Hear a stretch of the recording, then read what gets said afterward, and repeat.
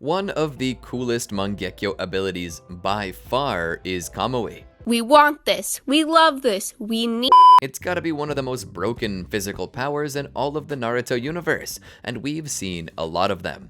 We've seen shrinking, we've seen summoning unquenchable fire, we've even seen raising the dead. But one of the most practical abilities in all of Naruto, and an ability that can take any shinobi from weak to busted, is Kamui. But, it kinda doesn't make sense sometimes. And that's what I want to talk about. Welcome to the Amagi. Before we begin, only 25% of our viewers are subscribed, so if you're a fan of the video, please like and double check if you are subscribed. And with that out of the way, let's get into the video. It's awakening. Now, we all remember how Obito's Mangekyo Sharingan was awakened. After rigorous training, Obito was high on his own supply of awesomeness, and daydreaming about Rin like any good simp. And then suddenly, the Zetsu, who Obito would later base his best personality on, would come into the room and be like, "Oh no, Kakashi and Rin are surrounded and are gonna die." And Madara was like, "You cannot go." But Obito was like, "No, I'm going." Then he put on the Zetsu man like a fresh persona. I hate that the writer made me make that illusion, and raced out of the cave to find them. However, when he got there, his two Sharingan began linking up, and Obito became aware that the love of his life had just decided to cosplay as Kakyoin for the battle with Kiri, resulting in her demise. Kakashi, overwhelmed by the emotional turmoil, passes out just as Obito gets there. From the sight, both Kakashi and Obito awaken their Mangekyo Sharingan, and Obito proceeds to have an award-winning crash out that is so bad that it starts raining blood and the sky turns red. He then steps over Kakashi's body and goes straight to Rin and laments her before returning to Madara to completely give himself over to the dark side like Darth Vader. Now you may ask yourself, what's so wrong with this awakening? And the answer is nothing, because this made sense. But the issue I'm having is that this isn't technically when Obito awakened it. You see, a lot of you may not understand what I mean by this, but let's rewind a little bit, a few months maybe, before Rin dies, right when Obito is found by Madara. A certain scene exists that confused the heck out of me the moment I watched it, to the point that I began to wonder if I had my entire Naruto timeline mixed up and somehow watched something in reverse order. The scene I'm talking about occurs when Madara first meets Obito. In this video, Madara talks to Obito about how he survived, and one of the things he mentioned was that Obito seemed to have phased right through the rocks. Now you can see why I'm confused. Well, was this an error caused by an anime-only filler scene? No. This scene is in the manga's version of events too, so right here, according to Madara, we have at least one known usage of the Kamui ability before Obito is supposed to have even been able to awaken it. Now, this isn't the only time we've seen something strange like this. On top of his awakening, Obito has in certain points in the anime used his Kamui without his Mangekyo active, and that's not impossible as we've seen other characters do the same. For instance, in the earlier chapters of the Naruto series, we see Itachi utilize his Tsukiyomi and Amaterasu abilities without activating his Mangekyo Sharingan. That's likely because Kishimoto didn't think up the Mangekyo idea yet, because after that, Itachi exclusively uses his Mangekyo when casting these abilities, and in some flashbacks, it's even added in to keep continuity with the new ability. But despite that, we still see Obito use it, even after we've seen that the Mangekyo exists. Now, some might question it, saying, well, Kishimoto probably didn't want to display the Mangekyo Sharingan too early because we would have guessed who it was the moment we saw that design was the same as Kakashi's. And to a degree, that's probably true. After all, a part of Obito's appeal in the series was his mystery. We didn't know who he was or what he was really like until the end, and if you're anything like me, you probably liked Obito better before we knew he was Obito, because let's be honest, Obito is the weakest of all the masked man's personalities. Zero aura. Bro brought on World War IV because his childhood crush offed herself. At least Madara had a purpose beyond himself. Obito was motivated only because of a girl. But let's dispense with the character assassination of Obito. Even Madara broke the rules of the Sharingan in casting a Mangekyo Sharingan technique, despite not even having any Sharingan at all. These techniques are quite weird, and this isn't the only rule Madara broke with the Mangekyo Sharingan, but we'll get to that later.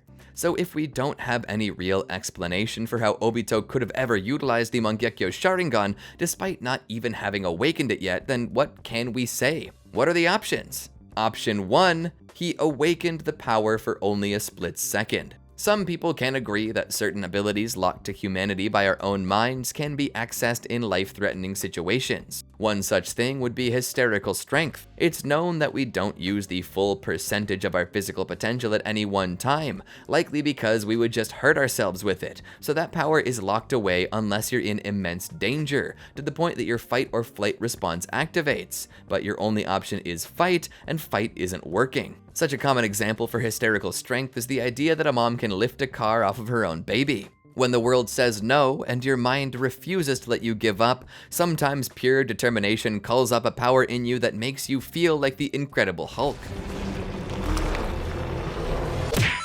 In fact, in the old live-action Incredible Hulk show featuring Bill Bixby, the first episode actually insinuates that Dr. Banner was studying hysterical strength when he accidentally created the Hulk. But back to our topic. Maybe something akin to hysterical strength can explain how Obito did this. Maybe in a moment of crisis, when he was afraid of never seeing Rin again, he accidentally called up a power he wasn't supposed to have yet just to survive. Considering the fact that we've never seen this happen, I wouldn't think it's likely. But then what's our second option if not this?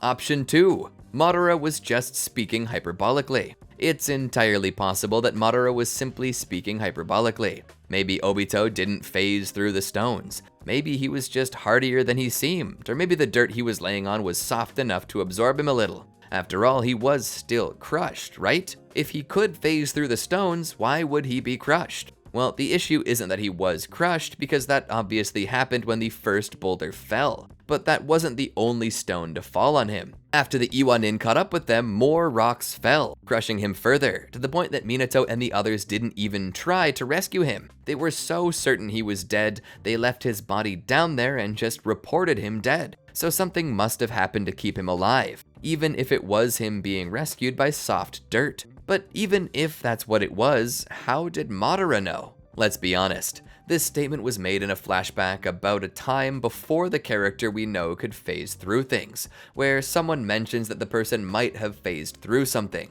Maybe in the Naruto world that could be a coincidence, but in the world of writing, it's rare that two things are coincidences. Everything conveys meaning.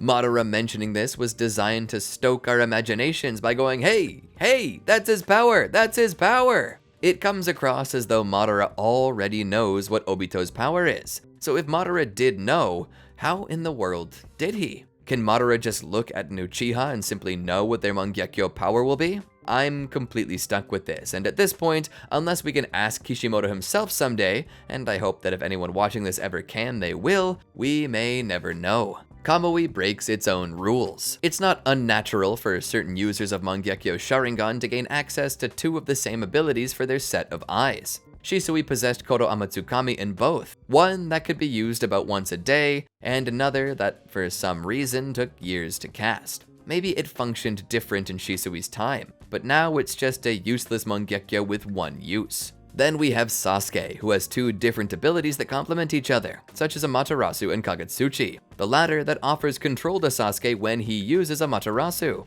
though in recent years it seems he can still cast Amaterasu through Kagutsuchi, so it can be argued that he has Shisui syndrome. Another character for this would be Obito. Obito awakened his Mangekyo Sharingan. Well, Kakashi awakened one while Obito awakened the other if you want to be overly accurate about it, but Obito has two of the same ability, however there is a difference about them. How they're used is different. With his right eye, Obito can teleport himself through dimensions, giving him the ability to phase or transport himself or anything close to him to the Kamui realm. This is called close range Kamui. Now, Kakashi has Obito's left eye, and with the left, Kakashi can teleport anything he's looking at away, so long as it's at a distance. With this, Kakashi tends to just rip people apart with dimensional portals as opposed to teleporting himself places. That's because this is long-range Kamui. Now, why am I bringing this up? Because these Kamui break the rules, particularly the left eye. You see, it had been well established up to that point that Kakashi could only teleport the things he was looking at. However, during the 4th Shinobi World War, Obito teleports himself to the Kamui realm so Sakura can destroy his Rinnegan to stop Madara from claiming it. And how does Madara stop him from doing this? He steals Kakashi's Mangekyo Sharingan, pops it in, and teleports himself there. Essentially, Madara breaks the rules and uses short-range Kamui with the long-range Kamui Eye. Now, as said before, this isn't the only time that a Mangekyo ability has gained the powers of another. Sasuke is that other case. These occasions are super rare. Is it possible that each Mangekyo has the abilities of the other locked into it, even if it doesn't have access? I don't know. That's why I say that Kamui doesn't make any sense. The left eye uses the right eye's power, the right eye uses its power without awakening. We've got so many cases of people who aren't supposed to have access to short-range Kamui using Kamui. Is this some secret lore point? Is this proof of some biological function within the Sharingan that we're not yet privy to, such as how Obito could see through Kakashi's Sharingan despite it not being connected to the nerves in his brain anymore? Or is it possible that this is all just plot convenience? Honestly speaking, I'm leaning toward the latter. Despite my love of Madara, I can't lie. Every time he walks into a room, the plot just bends to whatever he wants it to be.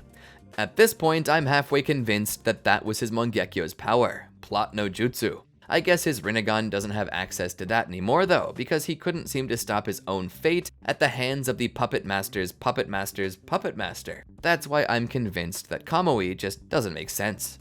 But what about you? What are your explanations for the way Kamui works? I would have mentioned how Obito never went blind using his Kamui so much, but honestly, that's not much of a plot hole as much as I just assume it's Hashirama's cells. But I want to know what your explanation for these things are. Be sure to leave a comment below to tell us. Don't forget to like, subscribe, and ring the bell to be notified when more videos like this drop, and while you're waiting for that, be sure to check out these other wonderful videos from our channel. Anyway, until next time, peace out.